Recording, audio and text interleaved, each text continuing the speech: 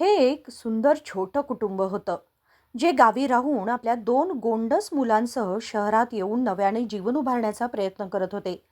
मात्र पतीच्या मद्यपानाच्या व्यसनामुळे पत्नी वैतागली आणि तिनेच आपल्या नवऱ्याची हत्या केली. पतीला गमावल्यामुळे मुलं अनाथ झाली, तर हत्या करणारी पत्नी तुरुंगात आहे. होय, रायबाग तालुक्यातून बेळगाव शहरात येऊन अमित रायबाग आपल्या पत्नी आशासोबत रामतीर्थनगरमध्ये भाड्याच्या घरात राहत होता. दोन्ही मुलांना खाजगी शाळेत घालून शिक्षण देत होता. मात्र किरकोळ कारणांवरून दोघांमध्ये रोज भांडणे व्हायची. यापूर्वीही माळमारुती पोलीस ठाण्यात पतीच्या त्रासाविरोधात तक्रार दाखल करून समेट घडवून आणला गेला होता. ಹೇಳ್ರಿ ಏನಾಗ್ಬಿಟ್ಟು ನಿಮ್ಗೆ? ಇವ್ರದ್ದೆಲ್ಲ ದೂರ ಸಂಬಂಧಿ ಸರ್ ಇವರು. ಇಲ್ಲಿ ಬಂದಂದು ಇವ್ರು ಮೊದಲಿಂದನೂ ಇಲ್ಲೇ ಇದ್ದರು ಹುಡುಗ. ಕಲ್ಯಾಕದ ಅವ್ರ ಫಾದರ್ ಇಲ್ಲೇ APMC ಜಾಬ್ ಮಾಡ್ತಿದ್ರು.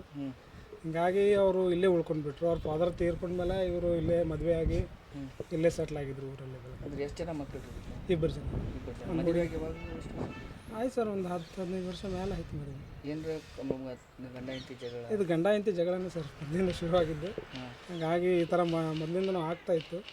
ಹಾಗೆ ಈಗ ಸ್ವಲ್ಪ ಜಾಸ್ತಿ ಆಗಿತ್ತು. ಆಮೇಲೆ पोलीस स्टेशनला होगी ಅದೆಲ್ಲ ಮತ್ತೆ ಮುಗಿದಿತ್ತು ಸರ್ ಎಲ್ಲ.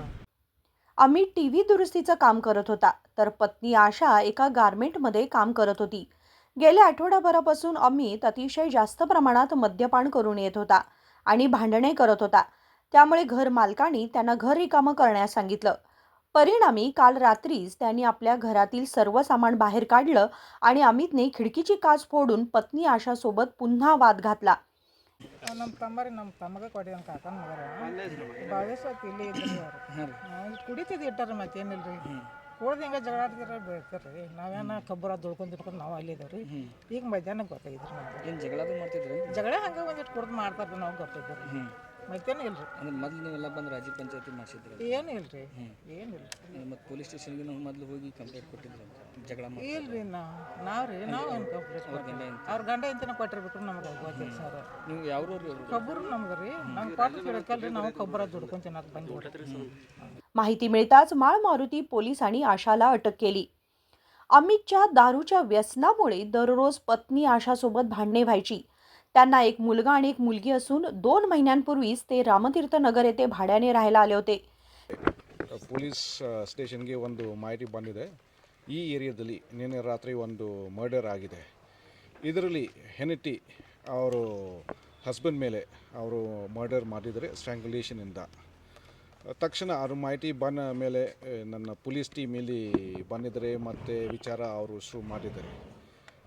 ಇದರಲ್ಲಿ ನಮಗೆ ಒಂದು ಮಾಹಿತಿ ಬಂದಿದೆ, ಅಂದರೆ ಯಾವಾಗಲೂ ಮುಂಚೆಯಿಂದನೂ ಹೆಂಡತಿ ಮತ್ತು ಗಂಡ ಪದೇ ಅವರು ಜಗಳ ಮಾಡ್ತಾಯಿದ್ದಾರೆ, ಗಲಾಟೆ ಮಾಡ್ತಾಯಿದ್ದಾರೆ. ಮತ್ತು ಮುಂಚೆ ಮಾಲ್ಮೂರ್ತಿ ಸ್ಟೇಷನ್ದಲ್ಲಿ ಕೂಡ ಒಂದು ಪ್ರಿವೆಂಟಿವ್ ಸೆಕ್ಷನ್ ಕೇಸ್ ರಿಜಿಸ್ಟರ್ ಆಗಿದೆ. ಆವಾಗ ಹೆಂಡತಿ ಅವರು 112 ಕಾಲ್ ಮಾಡಿ ನಮ್ಮ ಪೊಲೀಸ್ ಟೀಮಿಲಿ ಬಂದು ಮತ್ತು ಆವಾಗ ಗಂಡ ಮೇಲೆ ಒಂದು 107 ಕೇಸ್ ರಿಜಿಸ್ಟರ್ ಆಗಿದೆ. ಸೊ ಏನಿದೆ, ಮರ್ಡರ್ ಮಾಡ್ಕೊಂಡು ಅವ್ರಿಗೆ ಸ್ವಲ್ಪ ಭಯ ಆಗಿದೆ, ನನಗೆ ಮತ್ತೆ ಅರೆಸ್ಟ್ ಆಗುತ್ತೆ, ಅದಕ್ಕೆ ನಾನು ಎಸ್ಕೇಪ್ ಮಾಡ್ತೀನಿ ಅಂತ. ಸೊ ಈ ರೀತಿ ಅವರು ಎಲ್ಲ ಮನೆಯ ಸಾಮಾನು ಅವರು ಹೊರಗಡೆ ತಂದು ಮತ್ತು ಬೇರೆ ಕಡೆಗೆ ಹೋಗ್ಬೇಕಂತೆ ಅಂತ ಪ್ಲ್ಯಾನ್ ಮಾಡಿದ್ದಾರೆ. ಹೆಂಡತಿ ಅರೆಸ್ಟ್ ಆಗಿದ್ದಾರೆ ಸರ್? ಎಲ್ಲಿದ್ದಾರೆ ಈಗ ಹೆಂಡತಿ ಈಗ ನಮ್ಮ ಕಸ್ತರಿಯಲ್ಲಿದೆ.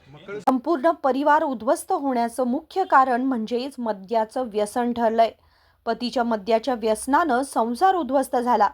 पत्नी तुरुंगात आहे, मुलं पोरकी झाली आणि आज एक कुटुंब उद्ध्वस्त झालंय. Bureau report, KMM Marathi, Belgaum. Rajshekhar Hiremath, KMM Marathi, Belgaum. Vinod Kolkar, KMM